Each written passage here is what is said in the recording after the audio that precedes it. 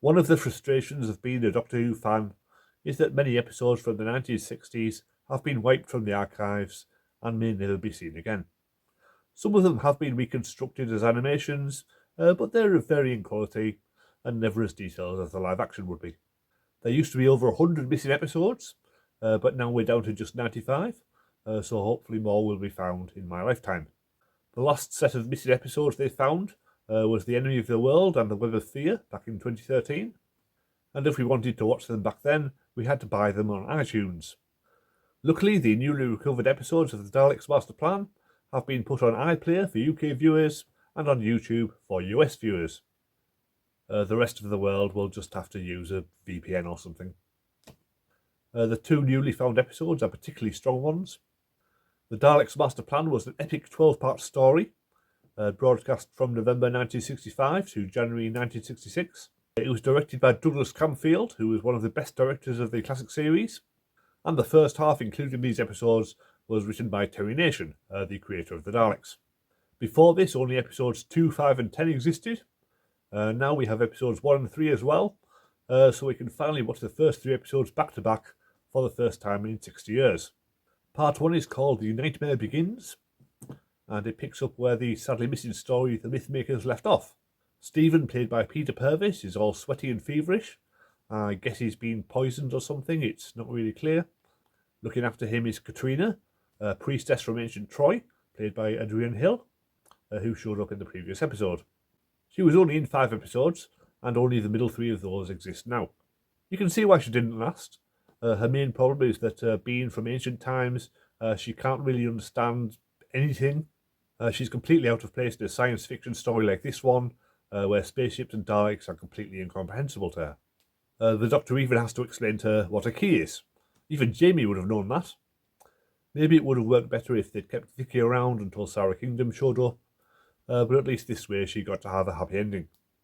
This is Nicholas Courtney's first Doctor Who episode, not as the Brigadier, but as Space Security Agent Brett Vion. He's clean-shaven, but kind of dirty and sweaty on the run from the Daleks, and he basically takes the role of the young male hero for these episodes. His colleague Kirk Gantry is played by Brian Cant, who I remember from Play School and Play Away in my childhood. Here he has the first big action scene, as he limps through the jungle of Kemble before falling to his knees before a Dalek, which is shot from below to appear massive, which is a particularly effective sequence. We also get to see a whole new set, the Space Communication Centre, full of realistic-looking equipment and staffed by bald men for no apparent reason. This seems designed to bring viewers up to speed with the political background, with the Guardian of the Solar System, Mavic Chen, interviewed on a big screen. Although it's not widescreen, obviously that goes out of fashion in the next 2,000 years. And the guy mouthing along to his speech is a great moment, showing politicians never change. Back in the TARDIS, we can now see Stephen rising from his sickbed to whack Brett. And then we see Brett confined by the TARDIS's magnetic chair, which has never been seen since, although it would have come in useful on a few occasions.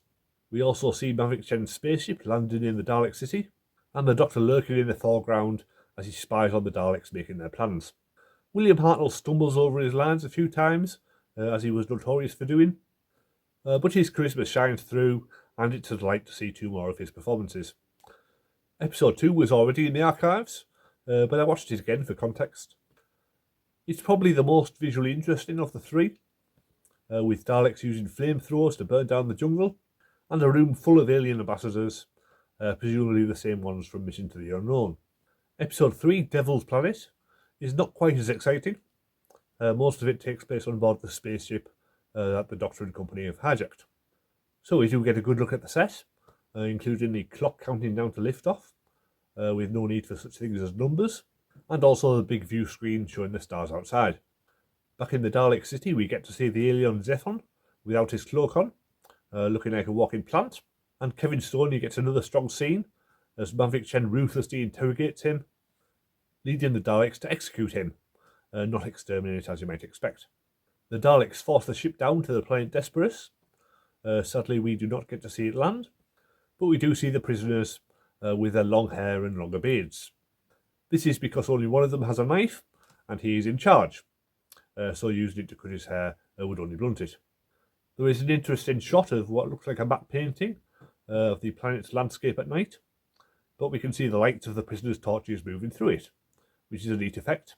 On the way, they are attacked by screamers, which I guess are meant to be giant bats or something. They are mostly off screen, except for a few moments where you see a black shape floating about. It's probably just a piece of cloth, but I guess it would have been quite scary at the time. When the prisoners reach the ship, they find the Doctor and Katrina have rigged up a booby trap, where the screen turns negative to show they're being electrocuted. The Doctor insists they're not actually dead, but it is the same effect they use when the Daleks exterminate someone.